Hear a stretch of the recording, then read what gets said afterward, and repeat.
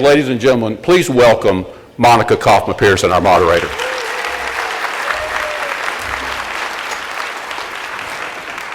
Thank you, Stan. We have a great panel for you today, so I'm going to get started. This is an event that is extremely important for all of us to see where we are going. So I'll start out with the leaf that's on the stem of all the roses you will see on the stage today. He is Andre Dickens, the 61st mayor of the city of Atlanta. Come on up, Mayor.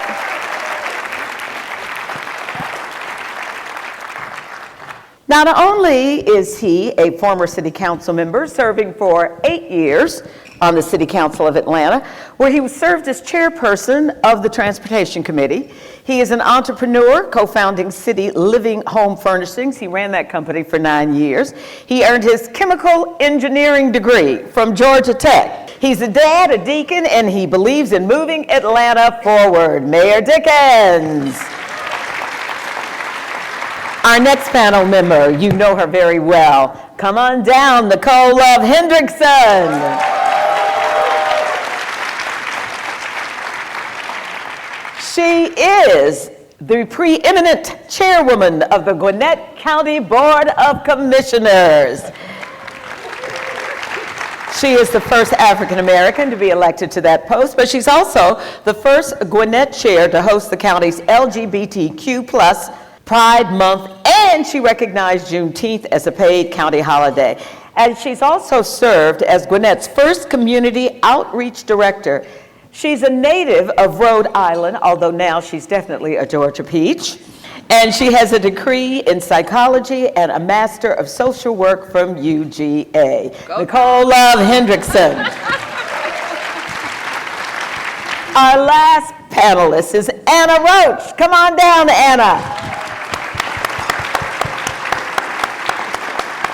Anna is the Executive Director and Chief Executive Officer for the Atlanta Regional Commission. She engages with elected and appointed officials on the federal, state, and local levels developing policies. She earned her bachelor's degree in political science from the State University of New York College at Cortland. She has a Juris Doctor from St. John's University, and before joining ARC, she was the Chief Operating Officer and Chief Strategy Officer for Fulton County. Anna Roach. Now, I'm going to take a moment of personal pride, and I'm not going to tear up. When I moved to Metro Atlanta 48 years ago, I would have never imagined what we see on this stage today.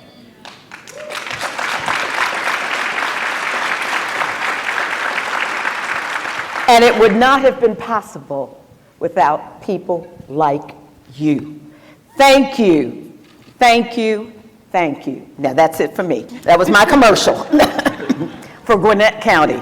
So we're going to start out talking about, from each of you, what do you think is the biggest challenge we face today in the metro area? And we want to include the region, Metro Atlanta area that it represents. So what do you all think is the biggest challenge, Mayor? Or no, you're going to turn it all over to ARC. Okay, go on. Well, let's go with Gwinnett, since we're in Gwinnett. Well, first I want to say thank you, and thank you all for giving such a warm welcome, a warm Gwinnett welcome to our guests who have traveled from outside of the county. So I just want to say, join me in thanking them for traveling all the way to Gwinnett County.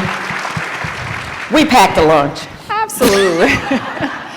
and so I would first start by saying that Gwinnett County is the second largest, most populous county in the state of Georgia.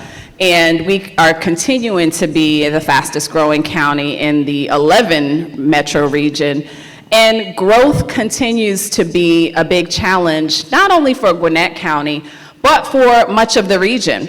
We are also the most diverse county in the state of Georgia and the most diverse county in the entire Southeast, which means that not only do we have the unique challenges faced by the growth in sheer numbers when it relates to infrastructure, planning for that growth, mobility, housing, But we also have challenges with a population that continues to diversify and has unique needs with language barriers. We have an 80.9% diversity index, which means that two people can meet at random at any given time, and there's an 80.9% chance that they will be of a different race or ethnicity. In our population, we have more than 25% is foreign-born, and about 35% speak a language other than English. So we have unique needs to address the growing challenges that come with just the sheer numbers of growth, but also being able to adequately serve a very diverse electorate when they have those unique needs and challenges. We also have to make sure that we have the workforce in county government, because we're an essential service. We cannot stop our operations at any given time, and we need to make sure that we have the workforce that is ready to go to meet the demands of population growth, that we have enough fire stations, we have enough police officers, we have enough recreation facilities, we're maintaining our roads and infrastructure, and so much more. Yeah, I think that's a brilliant, brilliant response. And I'm going to build on what the chairwoman so eloquently started in her remarks, is that Metro Atlanta is growing. By 2050, we'll add 1.2 million people to our region. That's an incredible amount of growth that needs to be absorbed by this region. We are a little bit of a victim of our own success, right? Because we are economically thriving as a region, and because we are thriving economically, the migration to the Metro Atlanta region continues to happen at a pace that continues to surprise all of us. I do think that in addition to us growing in diversity, again, like the chairwoman said, one of the biggest challenges, to answer your question, that growth poses is the fact that it is coming along with an increase in the price of our housing. And so we've seen that increase, if you think about it in the context of rental income, the pace of rental units, or the price of rental units, is fast outpacing the growth in wages. And at the Atlanta Regional Commission, we are looking at the growth and the cost of housing very closely, because, you know, affordability has historically been one of our attracting factors. We want that migration to continue. We want our region to grow.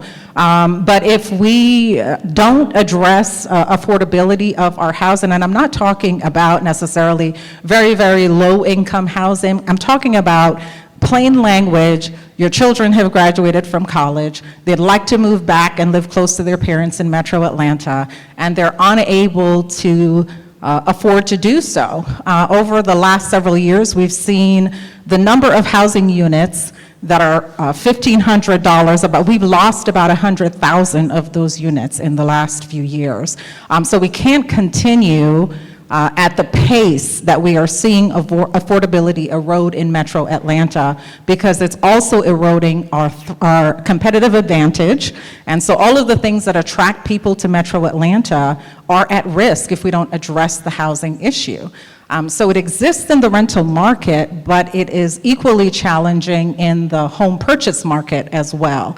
So Monica, I'd say that the biggest challenge, the thing we wake up and think about quite a bit at the Atlanta Regional Commission, is this continued housing affordability challenge. We are working on it. Our Metro Atlanta housing strategy is a resource that we have provided for each of our member jurisdiction communities, and it's unique because all of you sitting in here know that what affordability means for Gwinnett is very different than what affordability means for the city of Atlanta, Henry County, who's here today, and the like. And so what this resource does is builds a profile for each community so that you could first understand what affordability means for each community and then build a solution that's commensurate with that as well. So that's the biggest challenge. We're working on it, but we need to continue to work on it in order for us to move forward as a region. And one of your 4 things you worry about and work on is affordability in housing. But what do you see in the city of Atlanta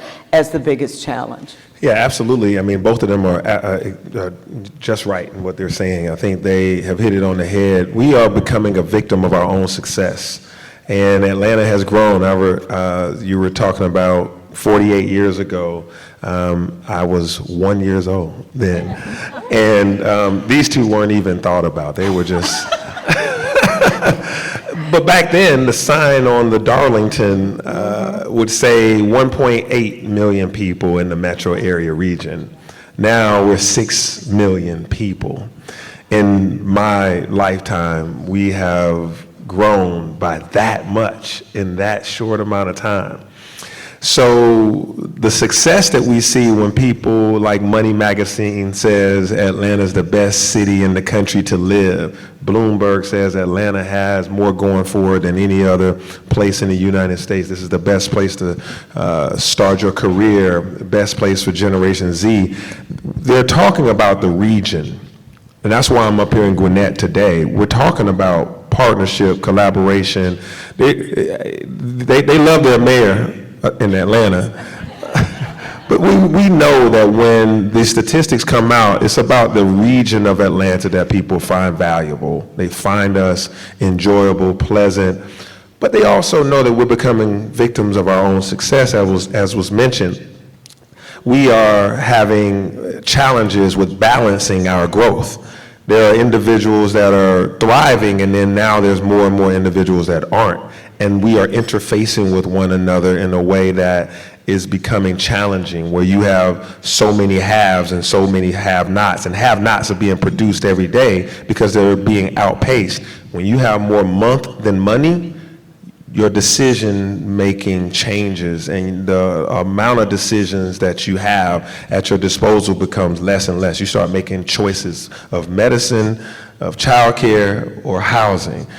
Can you go back to school to get more? Well, I don't have, $1,000 for that course because I got to put it in medicine or housing or utilities or something else. And so the challenge is, how do we balance out this growth? Get some upward mobility, train people in high demand careers so that they can have a $70,000, $80,000, $100,000 job that can then pay for housing. So we have to build more housing, just housing period, at all levels, from affordable to moderate to at whatever scale. Just build more places for people to live so that then the supply can keep up with the demand. We are attractive. People all over the world want a piece of what we have built together and what we enjoy. The challenge is those individuals that aren't able to keep up in society here are feeling the brunt of that. As I say, they have more month than money. The last thing I'll say on top of that is transportation, connectivity. We all are, challenged with Atlanta traffic and the ability to get from A to B in a predictable amount of time, in an amount of time that keeps your productivity for your employees. When we have people driving an hour and a half to teach in our schools, that teacher's performance is an hour and 20 minutes to get to Atlanta Public Schools and then an hour and 20 minutes back home. Her life or his life is impacted in how they're going to train your child. And so I say we're a victim of our own success. We got to increase our public transit options for the region and, provide more opportunities for people to live in the region, to live, work, and play in Gwinnett, or live, work, and play in Atlanta, or be able to get between Atlanta and Gwinnett with less difficulty and less traffic and more predictability. And so, as we are victims of our own success, to solve for that is why we work regionally on these challenges with Henry County over there and Douglas County. I thought I saw somebody, and so in Gwinnett and Atlanta. Well, since you brought it up, let's just move straight to the elephant in the room. That's transit. Did I start something? Did I do that? But no, that is a serious issue, not just for Gwinnett, not just for Atlanta, but all over the region. What is the solution? The solution is we have to make sure that we are prioritizing a multitude of mobility options And those options must include transit. I work very, very closely with our partners at the Georgia Department of Transportation, and I think I'm going to steal this quote from someone I bumped into outside. They can't build enough roads for the pace of growth in Metro Atlanta. We are going to continue to build roads. We have one of the best DOTs in the nation. They're going to continue to do what they do. But that cannot be the thing that we rely on to move people from one place to the next in Metro Atlanta. We have to build more trails. Gwinnett and the city of Atlanta are leading in that regard in many ways, and we have to think about trails now, not just as a nice to have in our community, but putting them in that mobility mix. Trails have to be used to get people from one place to another, to employment centers. And again, in the mix has to be the discussion about how we are going to carry more people at one time outside of a single vehicle, and that is transit. It is sort of the definition of transit. Now how you do it, whether it's bus rapid transit or any other mode, we can always discuss. But if we do not get serious about adding transit as a part of our mobility option, we talked in the previous question about being able to responsibly absorb that growth. That's part of the plan, to responsibly absorb that growth. Chairwoman? And I saved talking about that because I knew that question was coming up, and I'm extremely proud and excited to share that the Board of Commissioners just 2 weeks ago approved a historic $17 billion transit development plan. And so what that does... Well, the hold for applause on that. Thank you. So what that does truly speaks to what Anna just said, is creating mobility for all and ensuring that people not only can get around Gwinnett, but also connect to the region. Because I bet every single person in this room has traveled to Atlanta, whether it be for jobs, school, going to the airport, traveling for entertainment. We're still trying to get a nightlife out here, but until then, we're going to Atlanta for that. But we recognize the importance of regional connectivity, and what the $17 billion plan does is create a multitude of options to get around. So we have microtransit, which is already starting to roll out in some of our cities. A shout out to Snellville and some of the other areas that will, Lawrenceville and some of the other areas that will soon get microtransit, which is on-demand ride-share program similar to an Uber or Lyft, where you can, by the way, everyone get out your phones and download the Ride Gwinnett app now, because you can schedule a pickup in those ride-share zones to get to and from your location. We also have Rapid Ride. We also have an airport ride that's built into the system, and that's a much anticipated project because we recognize that people want to get to the airport, but now even parking at the airport is a challenge. And it's only $3 each way for our microtransit. Yes, so affordable mobility options as well.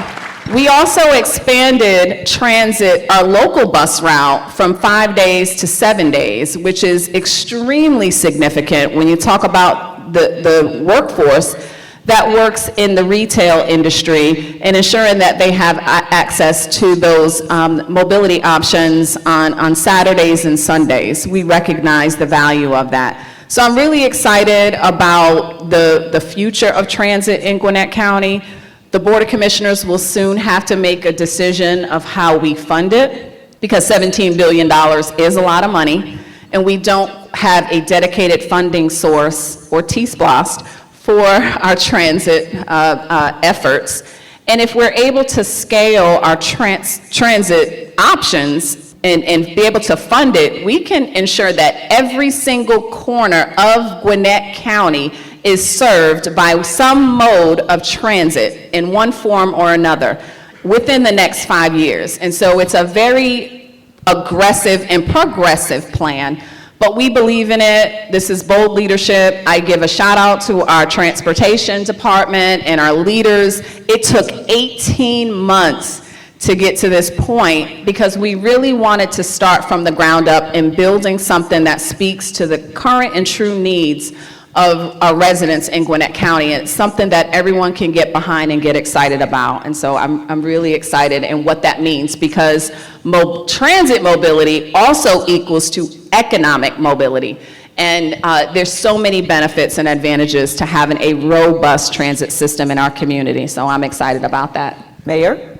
I love good leadership, and it shows when this county leader and the board makes quality decisions such as that, to spend money, to give people opportunities to be connected, to get the opportunities to get to work, to get to, school, to get to medical facilities, et cetera. That's going to be a game changer, and I'm proud of you all for making that decision. Going back to our example of what was 48 years ago, Sam Massell, a little over 48 years ago, was the mayor, and it was a hard job selling MARTA at first, and it passed. And that was a hard job to get people to agree to public transit in the South. That was slightly over 50 years ago, when we still have the same difficulty making certain decisions. After so many other decisions have been made in 50 years, you think about what that means. And so now I'm proud that, we're going to be making a wise decision in the region, and Gwinnett is taking the lead as the next county to look at, adding to your public transit, and then others will follow. And so we won't be 100 years from now talking about how do we get transit and get us connected, because it was a difficult decision. It had various tones to it, and those tones don't need to reappear. Now we need to be talking about the opportunities that come with transit. So what are the areas working on together in terms of transit, housing, homelessness? What are the plans for that, for the region? I think I can speak to a couple of projects that do take a regional approach to transportation investment. We have worked with the communities at the top end of 285 in collaboration with the Georgia DOT, who has plans to implement managed lanes on the corridor starting halfway down 285 in DeKalb on the east side, coming all the way onto the top end. But the collaboration that it took for those mayors, city council people, as well as county commissioners to come together and say, well, while you're building that road and while you're going to put managed lanes on it, we would like for you to build it in such a way that enables us to put transit on it as well. And to have that conversation happen at the beginning rather than try to retrofit it at the end was a game changer for us. BRT is also anticipated on in the same model on 400, going across multiple jurisdictions on that side of the road improvement as well. So that is another example of communities coming together, endorsing road improvements, but also insisting on transit as a component of it as well. And to piggyback off of that, the four major counties in the city of Atlanta also signed a historic MOU for the top end 285 project to ensure that we're addressing infrastructure capacity, because we recognize that all of our stakeholders travel that corridor. It's a heavily traveled corridor. You travel down 285, no matter what time of day, it is gridlocked. And although 285 does not sit directly in the county of Gwinnett, a large share of our population travels that corridor, as I've stated before, education, jobs, airport, and we recognize that this was much needed to leverage some of the investments that came down from the American Rescue Plan Act, and how can we share these resources that are going to benefit the region. And so this is not about what am I doing in Gwinnett County, but how can I be a part of the regional solution. And so that was one of the joint efforts that I was proud to help champion. So it was Gwinnett, Fulton, Cobb, DeKalb, in the city of Atlanta. So let's talk about, I drive an electric vehicle, a Ford Mustang Mach-E.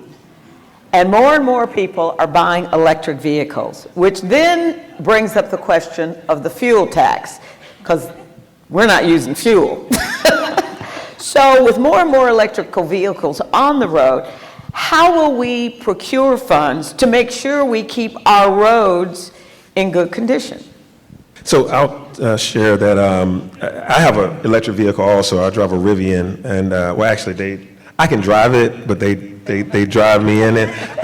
The mayor's executive vehicle is a Rivian now, and that was us saying that we want to make our fleet more and more electric. So we have a large number of our fleet turning over to become electric, whether that's our Parks and Rec vehicles or planning department driving around to various sites. We're using electric vehicles everywhere we can, even at the airport. Some of the buses are electric vehicles, and Atlanta Public Schools got a grant to go electric on some of their school buses. So electrification is coming, and that's a way to, of course, for our carbon footprint and our environment, but also, trying to save costs and increase jobs. But you're right, there is a challenge with that because the gas tax helps to pay for our DOT, our roads, the bridges and sidewalks, and those things get funded by those. So how do you get money out of the electric vehicles? Well, they passed a bill at the state legislature to increase the tax on the vehicle registration for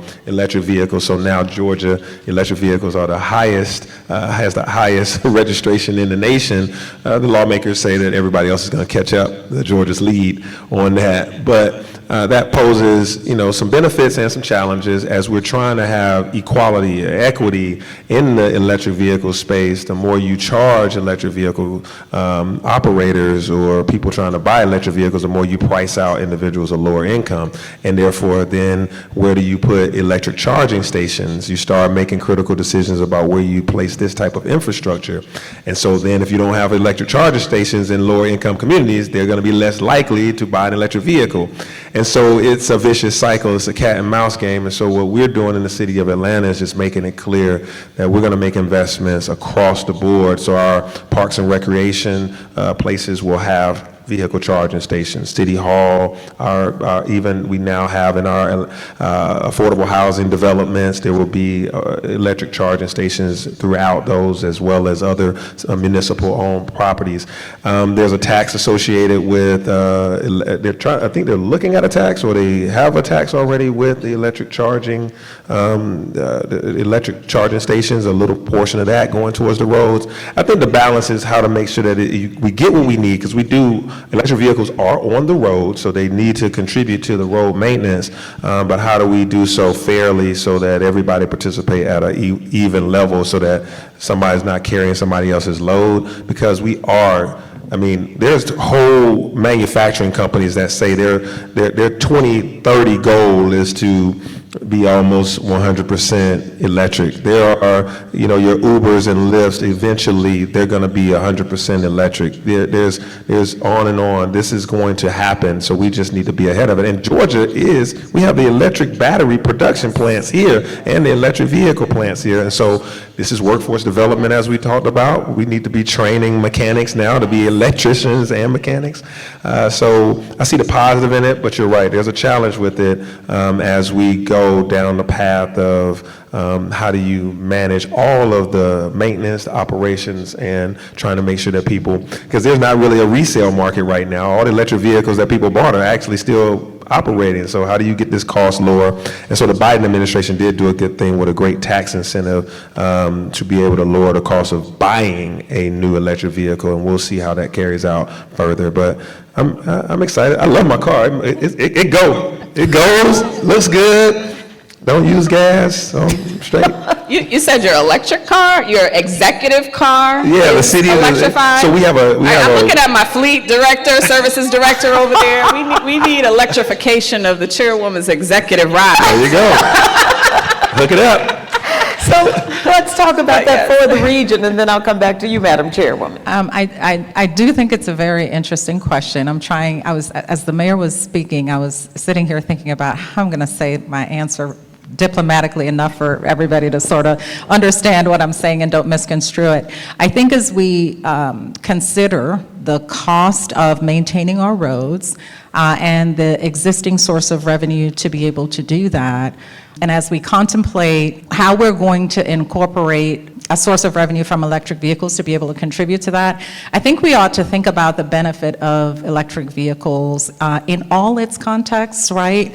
Yes, it is now a road user, like a combustion engine vehicle, but it also provides benefits to the environment that I'm not sure we're capturing in the conversation about how we help to pay for the roads, right? And so you really do have to balance consideration about the benefit that the electric vehicle is providing to the community, to the state, to the environment, when you talk about its share of needing to contribute to the revenue needed to maintain the roads. I do agree with everything that the mayor said. I just hope that we think about, it's funny because at the Atlanta Regional Commission, we don't have the luxury of just thinking about the cost to maintain the road. We have to think about that. We have to think about the environment. We have to think about, in our federal mandate, housing and the like. And so when you have to think about those things in multiple contexts, it just forces us to consider it one step further than simply this costs this and we need to find money to pay for it, right? So I just encourage everybody to think about what are those benefits that we're not considering or calculating for the implementation and the adoption of the use of electric vehicles as a part of the equation when we consider how much we will tax it, for lack of a better word, in order to help pay for the maintenance of the roads. CEO Roach, you'd make a great politician. Yes, Anna for 2024. Isn't that right? And I agree with everything that's already been said, and the Gwinnett County Board of Commissioners are constantly planning for the future, and EV is always tied to that equation. I'm very grateful for our citizens who have repeatedly approved the special purpose local option sales tax, which does allow us to fund infrastructure, and EV will be part of that solution. But one thing that the mayor pointed out was the workforce. You know, as we prepare for this EV rollout and the future of electrification, we need to have the workforce that's in place that are going to be maintaining charging stations and maintenance of the roads and things like that. And I'm grateful that we have organizations as well as institutions that are addressing that. And I give a shout out to Gwinnett Technical College. I see you, Melvin, because he's always like, you need to talk about Gwinnett Tech whenever you get a chance. So here's my my shout out to Melvin and Gwinnett Tech, and having these conversations with Dr. Cannon about, who's the president of Gwinnett Tech, and how do we work together to address the future of the industry that's coming here. There's so many industries that we're preparing the workforce for, but that EV is going to be the new industry that we're going to find is what we're intentionally addressing. When we're bringing businesses in, a lot of times we're giving them tax breaks, and some people look at it as though, what are you doing? You're giving away money. So how do you, and how comfortable are you with the return of investment that comes from giving a company a tax break to come into your area? Anna was, Anna 2024, put a mic down. That's for these two. That is I mean, you have to go into those negotiations very soberly and not get excited about the new logo that's going to be on a building downtown. Even though you want the new logo on the building downtown showing proof of life that this city or this region is thriving, you want that amazing credibility that they chose you. But they have to choose you in a way that's beneficial to you as the city. How is it beneficial to the people? Are they going to import all their talent from the city that they're leaving from? They're coming from the West Coast, or they're coming from, you know, the Northeast, and it's too expensive. So they're saying, I'm coming to Atlanta if you can make the price right. Well, we will make the price right if you hire people locally, you have training for people locally, you make an investment in our local economy in a way that we know we will be able to get this return. So return on investment is really numerical, it's empirical. We have to look at the data and we have to calculate the jobs, the value of those jobs, the opportunity that comes with it. If you're bringing 1,000 jobs, if you're a company that's going to have 1,000 jobs here, but 750 of them is really a relocation from Chicago or from New York or from LA, we're going to look at that and do the math, and we might offer you a substantially lot less than what you were originally asking for, because we have to be responsible to the public, because the people are always asking for something. They want something all the time. And so you give the new logo, the big headquarters, something, and nobody in your community gets those jobs, and they just literally drive by these places and there's just a bunch of people in there that they don't know, they don't have any connection to, and oh, by the way, those people came into these communities and bought all the nice houses, and now we got gentrification happening as a result of this great logo. It upsets the apple cart. And so we have to make sure we go into it very soberly. So yes, downtown looks phenomenal with all these new companies coming in, but we make business decisions that are economic decisions that thrive all the way down, that go all the way down to community level, to see how are you going to participate as a community partner. Because then when Anna 2024 and Dre 2020, Andre 2020, whatever, we show up at the polls, people are going to be like, what have you done for me as a voter, not for, Fortune 500 company that got a, $1 million tax break from you, and that didn't benefit anybody that I knew. So we have to enter into those things very real. And I wholeheartedly agree with the mayor, and I wouldn't call it a tax break or giving away money. It truly is an investment, and I'm grateful for our partners at Partnership Gwinnett, as well as our internal economic development team that works to recruit, attract, retain the businesses that we want to bring jobs to Gwinnett County, because it is about the value of what they bring in turn of that tax incentive. We have a number of economic development projects, such as the expansion of Intuitive coming into Gwinnett County, bringing high-paying quality jobs, but in turn, they're bringing millions of dollars in investments, and not only just with the jobs, the sheer number of jobs that they're creating, but we're talking about adding new funds to our tax digest, which in turn supports economic activity and our schools. 2/3 of the bulk of our taxes support thriving schools, and we need to constantly evaluate the types of businesses that we're bringing to Gwinnett. What is the return on the investment? How is that going to return into services, dollars that will impact quality of life, housing affordability, transit, parks and recreation, our schools. So it's a bigger picture than we're just giving money away to these businesses. It really is looking at the value that they bring to our community and what that means for residents. And that's how we need to be communicating that. And when Anna 2024,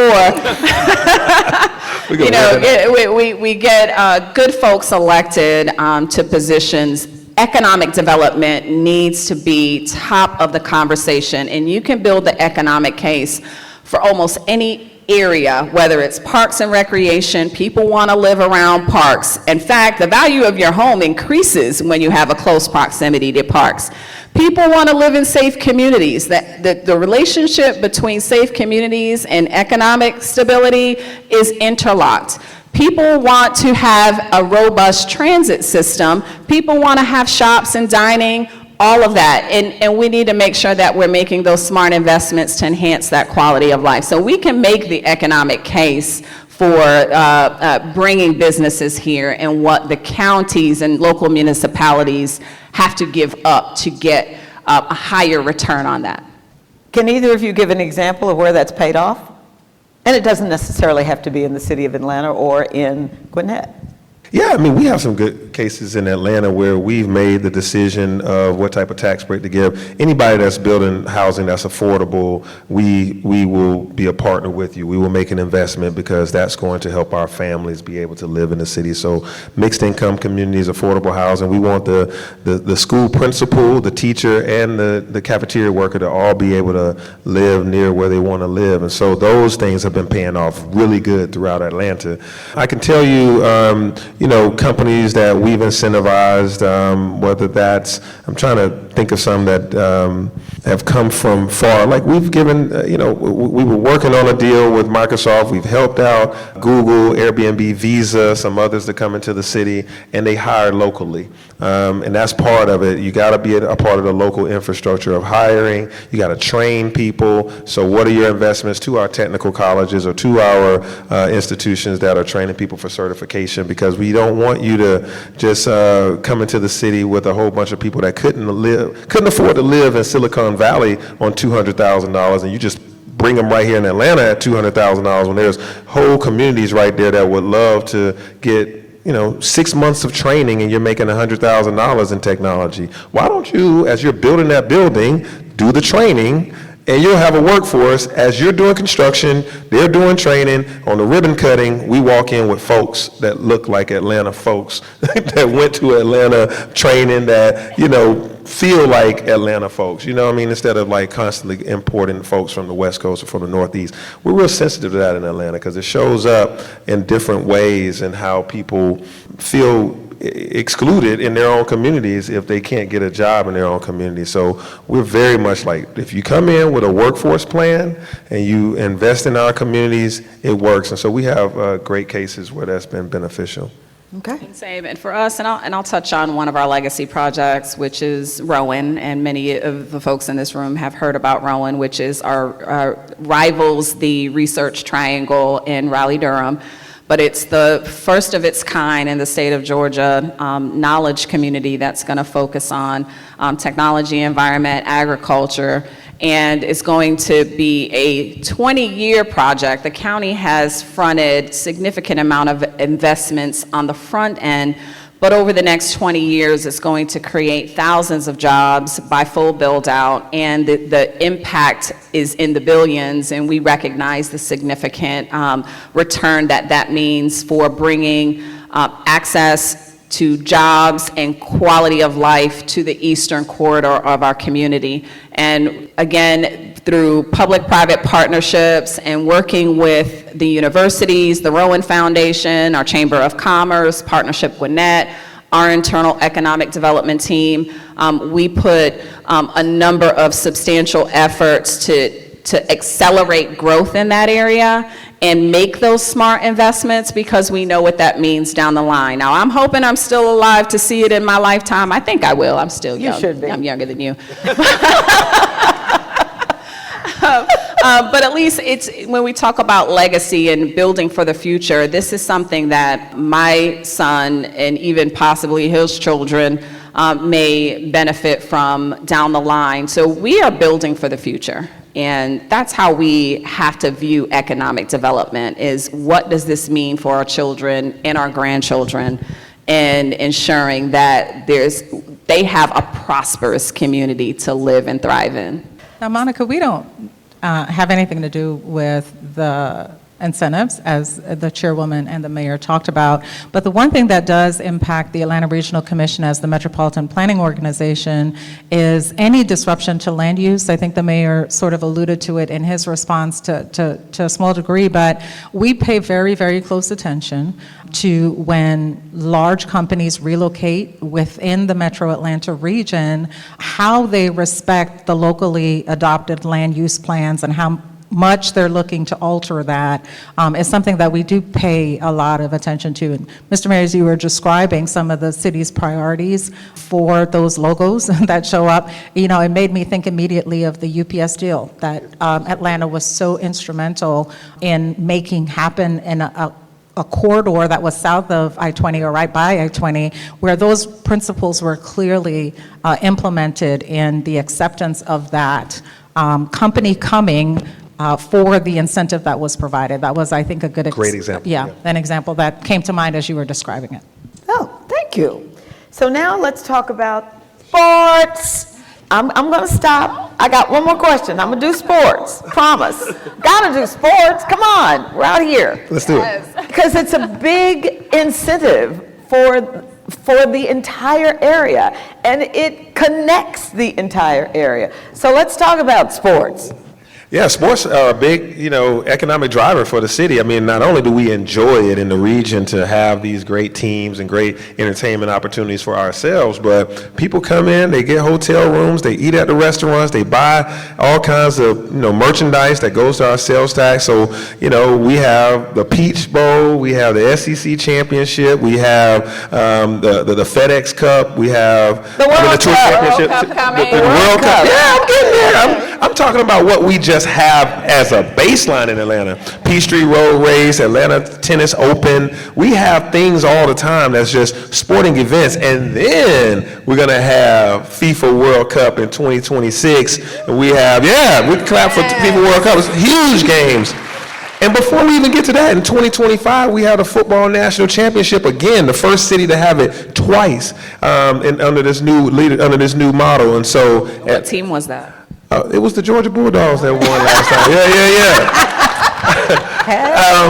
So we are attractive as a sports town. Hundreds of thousands of people every year come here to the Atlanta Convention and Visitors Bureau and also Gwinnett. Everywhere we enjoy all these hotel room stays, restaurants, and all this merchandise and things, bars and lounges that people go to. And we, love our city being on the map. Love people seeing the Atlanta Braves logo, et cetera, and the Falcons. And so it really does benefit us, and we're excited about World Cup. And the last thing, I do want to say this before I turn it over. We want World Cup to happen with the region, not to the region.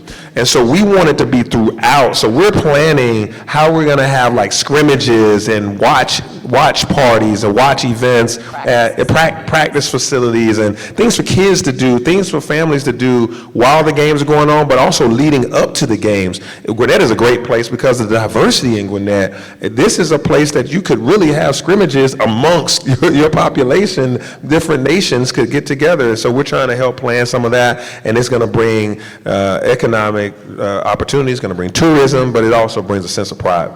Yeah, same, and I'll just add quickly, because sports really are what makes communities attractive, and we're very fortunate and grateful to have local teams like our Gwinnett Stripers or Georgia Swarm, and we are soon getting a professional volleyball team, which I'm really excited about. Yes, shout out. Yes, I see you. I'm not going to forget about y'all, So this really is about creating that sense of place and community. We know what that means in terms of attracting jobs and entertainment and quality of life. And speaking of the World Cup, yes, share some of that with Gwinnett County. We want to be a part of the dialogue and the conversation. We have amazing facilities, we have amazing parks, we have amazing aquatic centers, and you name it, we have it. We will work with you all to ensure that we can create a regional destination when the World Cup gets here.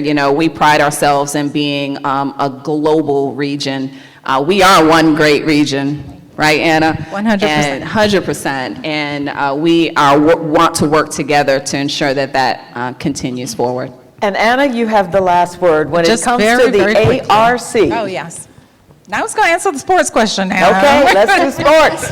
No, if you'd like to ask something. No. No, I mean, in I want terms to of- end on sports. Well, it's interesting because sometimes it's hard to define Metro Atlanta's culture because we are a region of migrated populations, right? Either nationally or internationally. But the one thing you know about Metro Atlanta, it is a sports community. It is a sports culture. The Georgia Swarm, everything that's happening in Gwinnett, Forsyth's vision for its new massive development and the hockey culture that's growing there. And again, to the point that the mayor made about how we have been able, because of the people and the culture here, to be able to attract major sporting events like the Olympics, like the World Cup. They're not other regions across the United States who have that brand of sports sportsmanship within their culture to be able to make that argument and attract those kinds of sports investments within their region. So it is a part of our culture. You may not be able to define us in many other ways because we're not a monolith, but we love our sports in Metro Atlanta. Ladies and gentlemen, a round of applause for our panelists.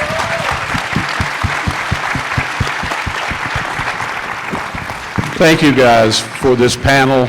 Ms. Monica, thank you for moderating, but we are so honored to have you address our crowd today on this stage for a speaker series. Thank you so much for being here today. Another round of applause.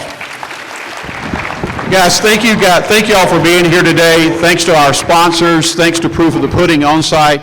And please help me give a big round of applause for the Gas South staff who put this thing on today. Thank you all for being with us, and have a great afternoon. Thank you.